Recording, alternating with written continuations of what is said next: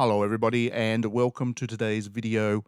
We are here today to talk about Bright Memory Infinite. This is a new first-person shooter that has been published by Playism for pretty much everything. You can get it on Xbox and PlayStation, Nintendo Switch and PC. And it has been developed by a Chinese studio. I believe it might even be a one-person studio. It is very indie in scope.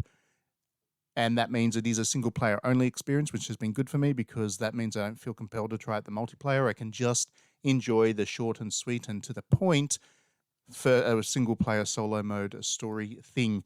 And it has been very enjoyable. I mean, obviously, because this is modest in scope compared to Call of Duties and Battlefields, you're not going to get that AAA production. But at the same time, it's not like it looks cheap either. There is a very high quality about this game.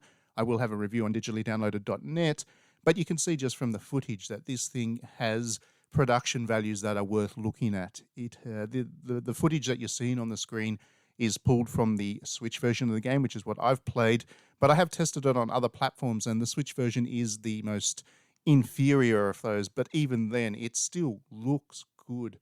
It looks smooth, the action is dynamic and exciting, the environments are gorgeous, and the character, the main character in particular, is really compelling. And in playing this game, I realized, because as I think pretty much everybody knows, I'm not the world's biggest fan of shooters. I don't play that many first-person shooters, but playing this game has reminded me that I don't really dislike the genre. I enjoy a lot of what there is about first-person shooters mechanically. I enjoy the visual kind of thrills of the action. I enjoy the speed that you generally get from a first-person shooter. And I do enjoy the fact that, at least as far as the single-player side of shooters go, they are brief and they are to the point and they don't waste your time. And they are just really there to tell a very big blockbuster story in a very quick amount of time. So you can get in there, you can just enjoy the roller coaster ride, and you can move on and play something else. As somebody who plays a lot of very long games outside of the shooter genre, strategy games and RPGs in particular, having this as a foil is a nice thing. What generally holds me back with shooters is the themes and the kind of the topics of these games. I mean, you look at the majority of first-person shooters, and they have a very strong military focus to them.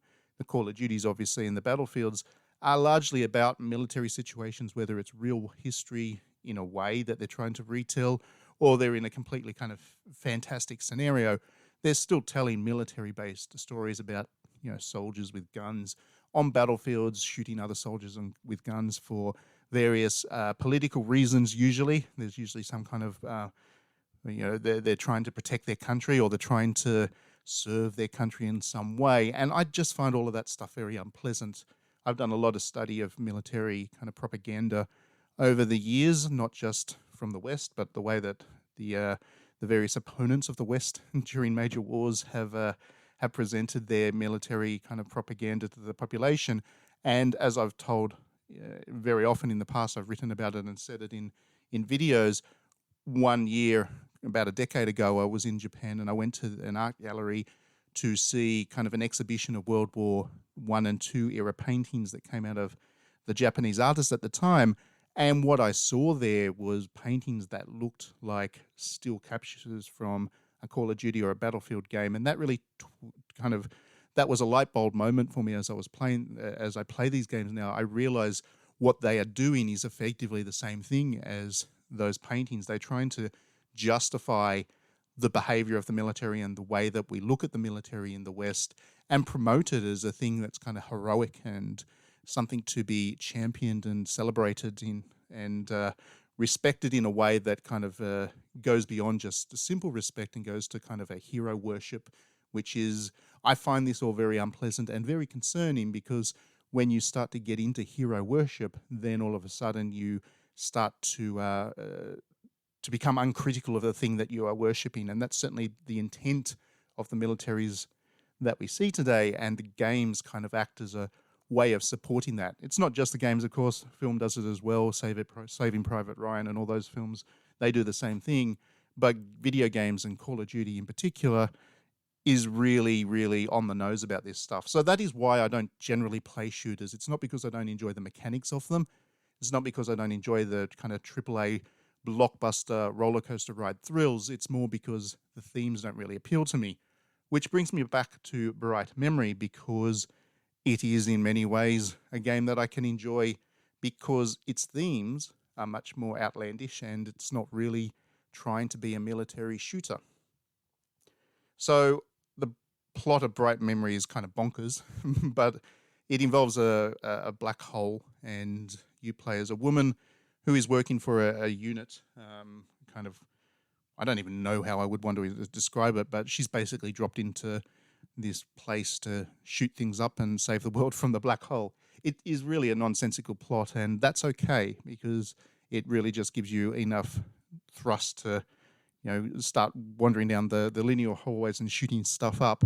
But what I did like about this was the characterization of the main protagonist, Shelia, and she's a very fun character because in many ways she could be dropped into an RPG and it would make sense.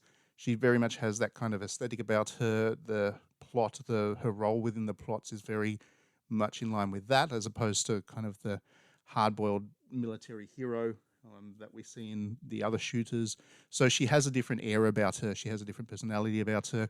And the fact is that this game also has costumes, which is a big part of the appeal. I mean, as you can see from the footage, I played through the whole thing with the swimwear costume turned on, as I am wont to do with pretty much any game that has swimwear costume. And it is a little bit silly in the context of a first-person shooter because a lot of the time you're not actually seeing the character on the screen, but then you see the kind of the moments where she does a stealth kill of an enemy and she's wearing a swimsuit, or there's a cutscene at the start which is just her kind of swimming through a river doing her thing, and it's funny, it's amusing. It has that, again, that kind of JRPG surrealism about that costume doesn't really fit with the setting, but because it's kind of light fan servicey and it's humorous, you can enjoy it for what it is. And it reminded me, I mean, I would like to see more first-person shooters approach the subject this way, that they don't need to be so self-serious. A lot of shooters are very self-serious,